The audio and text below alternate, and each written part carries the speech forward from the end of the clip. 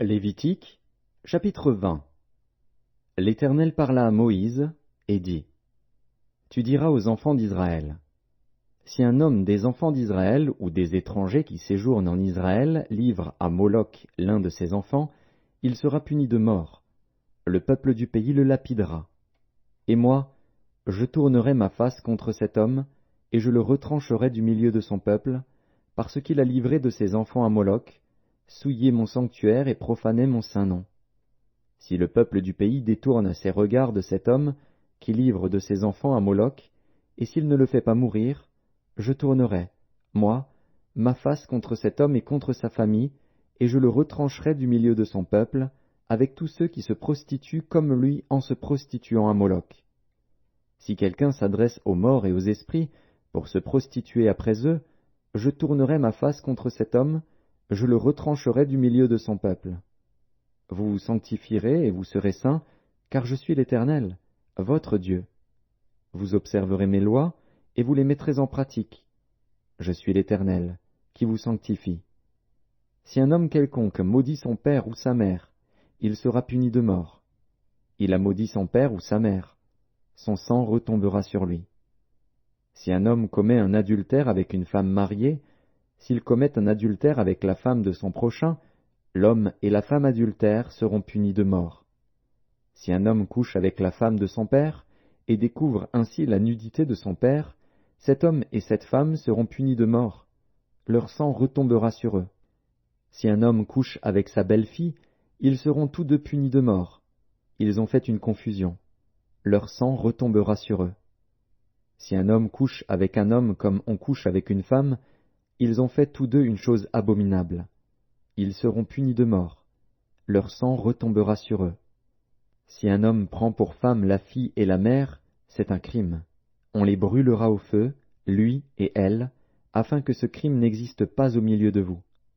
Si un homme couche avec une bête, il sera puni de mort, et vous tuerez la bête. Si une femme s'approche d'une bête, pour se prostituer à elle, tu tueras la femme et la bête. Elles seront mises à mort. Leur sang retombera sur elles. Si un homme prend sa sœur, fille de son père ou fille de sa mère, s'il voit sa nudité et qu'elle voit la sienne, c'est une infamie. Ils seront retranchés sous les yeux des enfants de leur peuple. Il a découvert la nudité de sa sœur, il portera la peine de son péché. Si un homme couche avec une femme qui a son indisposition et découvre sa nudité, s'il découvre son flux et qu'elle découvre le flux de son sang, ils seront tous deux retranchés du milieu de leur peuple. Tu ne découvriras point la nudité de la sœur de ta mère, ni de la sœur de ton père, car c'est découvrir sa proche parente. Ils porteront la peine de leur péché. Si un homme couche avec sa tante, il a découvert la nudité de son oncle. Ils porteront la peine de leur péché. Ils mourront sans enfant. Si un homme prend la femme de son frère, c'est une impureté. Il a découvert la nudité de son frère. Ils seront sans enfant. Vous observerez toutes mes lois et toutes mes ordonnances, et vous les mettrez en pratique, afin que le pays où je vous mène pour vous y établir ne vous vomisse point. Vous ne suivrez point les usages des nations que je vais chasser devant vous, car elles ont fait toutes ces choses, et je les ai en abomination. Je vous ai dit, c'est vous qui posséderez leur pays. Je vous en donnerai la possession.